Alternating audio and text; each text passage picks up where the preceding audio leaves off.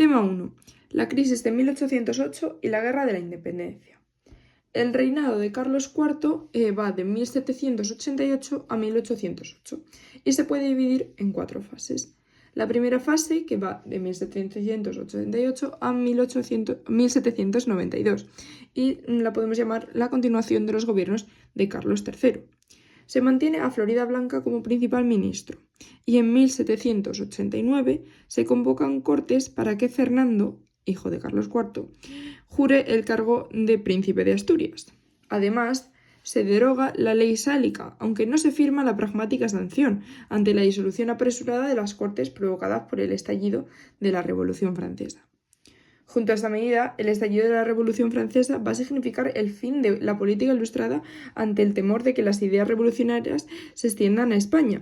Se cierran las fronteras, aumenta la censura de libros y el poder de la Inquisición.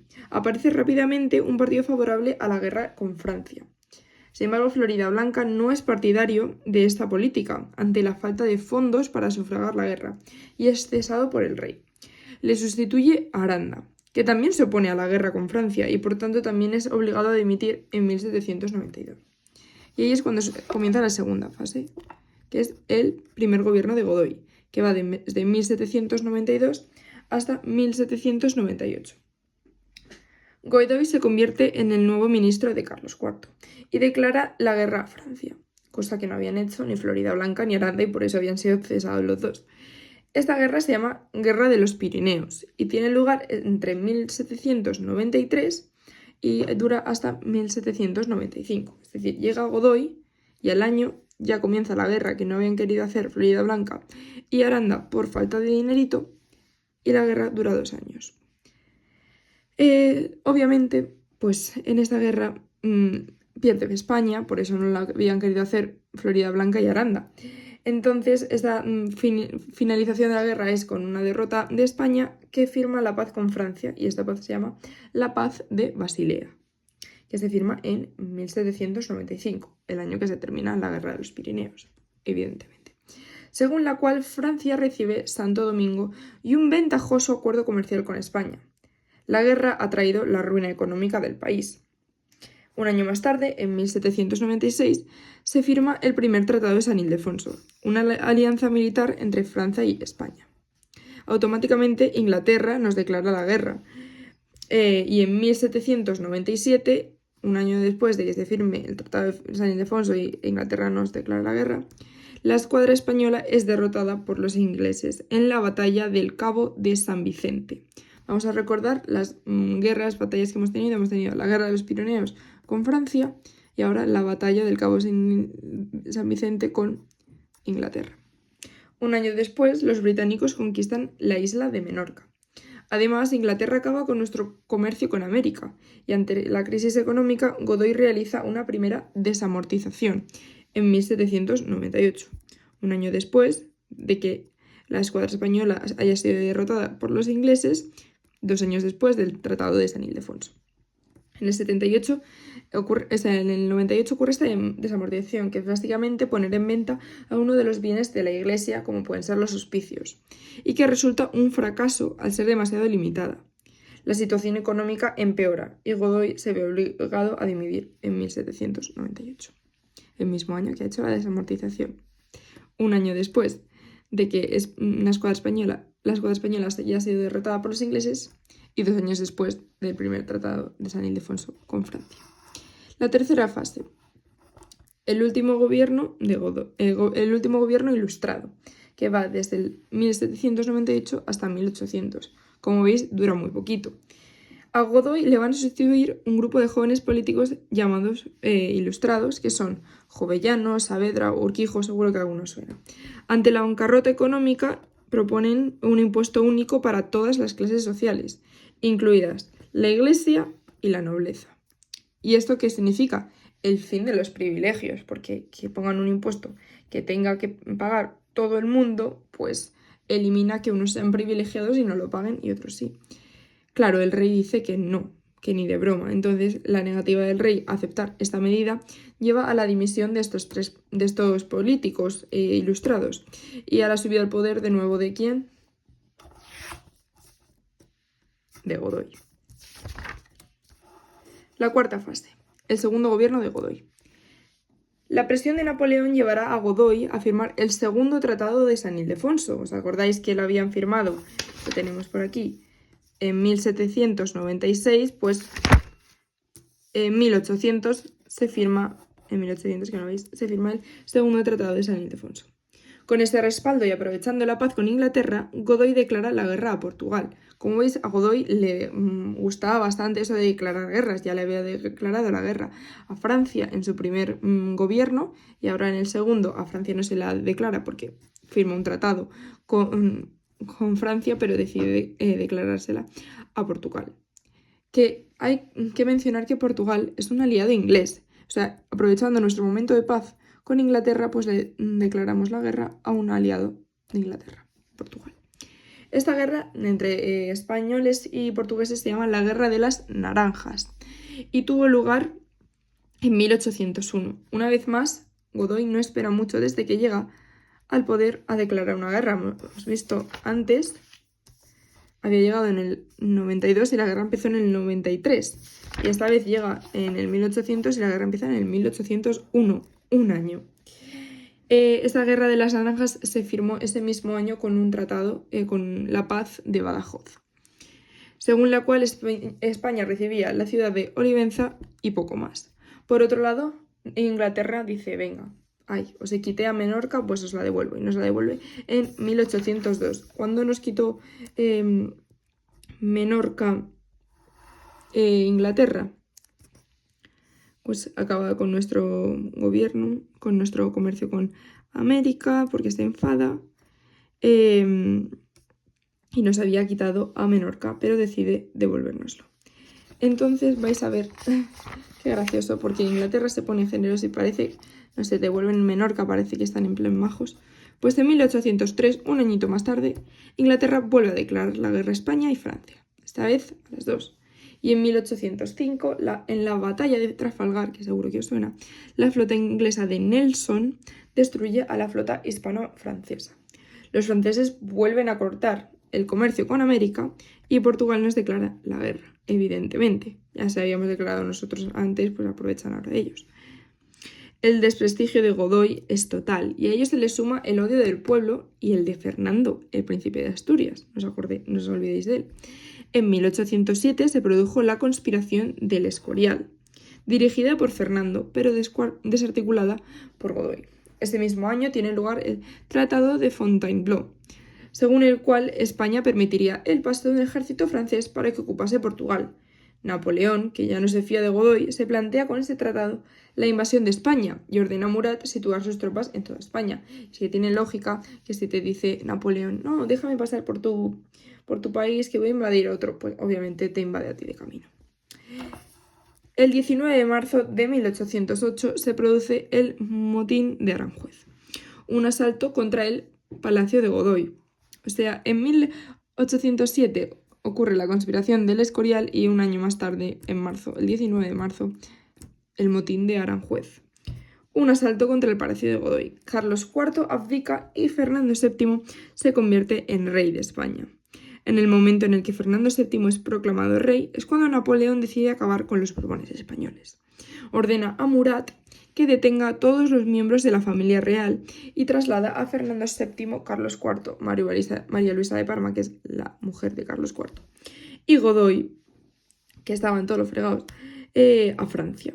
Allí se produce la entrevista de Bayona, en la cual Fernando VII le devuelve la corona a su padre Carlos IV y a su vez Carlos IV se la cede a Napoleón. Napoleón le otorga el reino de España a uno de sus hermanos, porque todo queda entre familia, y se lo da a José I Bonaparte. Ante estos sucesos, digamos que el pueblo español no está muy contento, obviamente. Entonces, el 2 de mayo se produce una sublevación popular en Madrid contra los franceses, a la que se suman algunas unidades militares. Murat aplasta la rebelión y lleva a cabo una brutal represión el 3 de mayo, lo que no impide que la revuelta se extienda por el resto de España. Es el mismo 2 de mayo, Móstoles declara la guerra a Francia y para el 23 todo el país está en armas.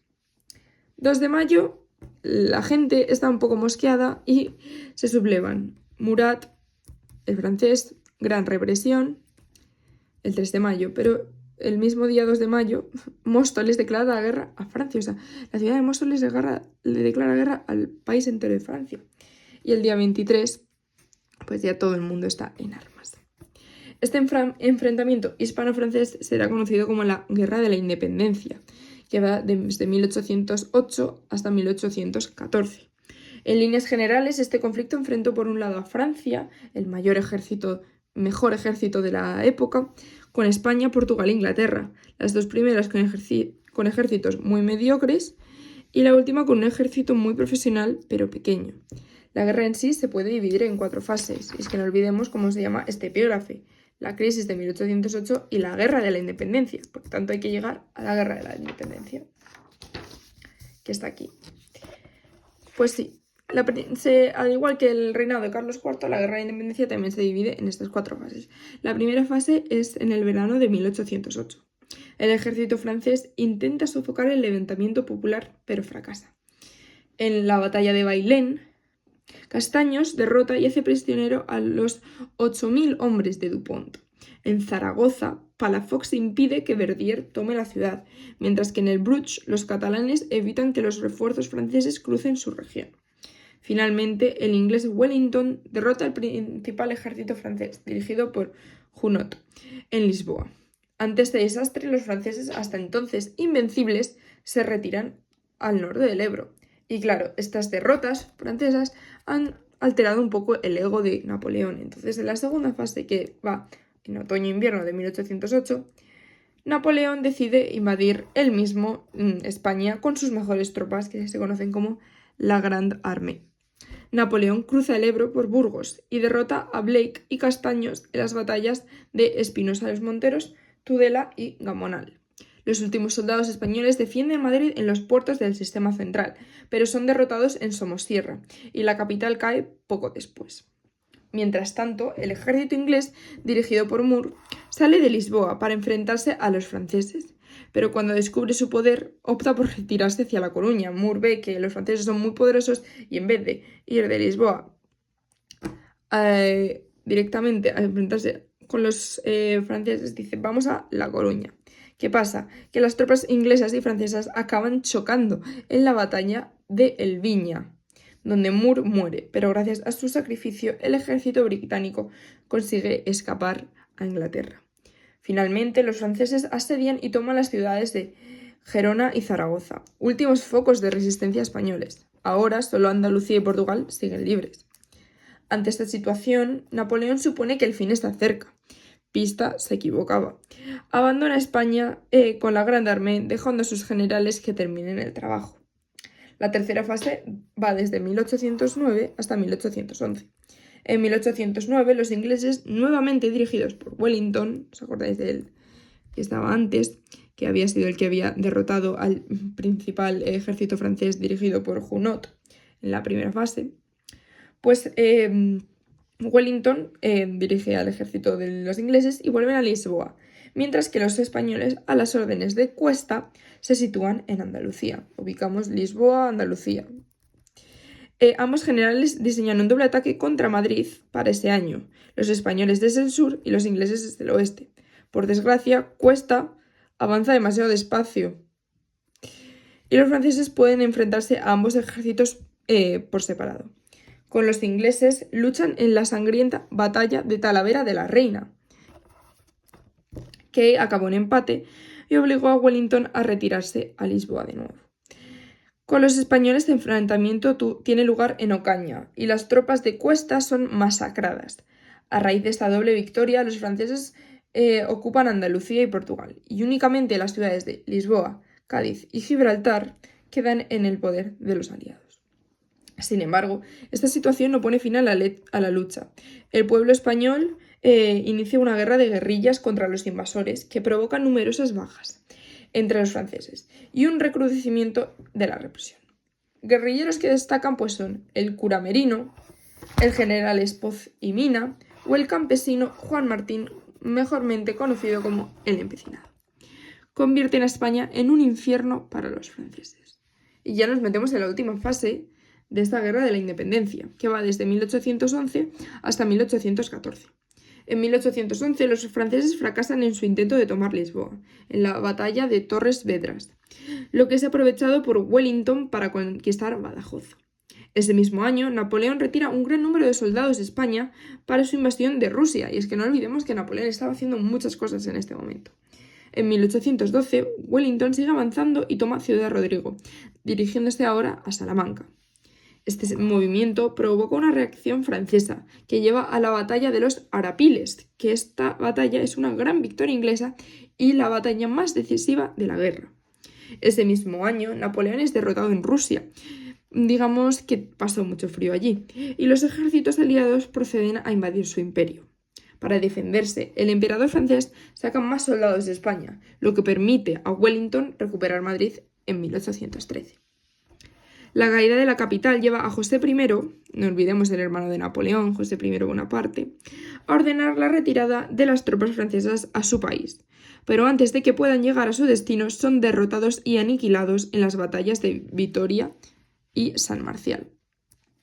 En 1814, los ejércitos anglo-españoles invaden el sur de Francia y vuelven a derrotar a los franceses en la batalla de Toulouse.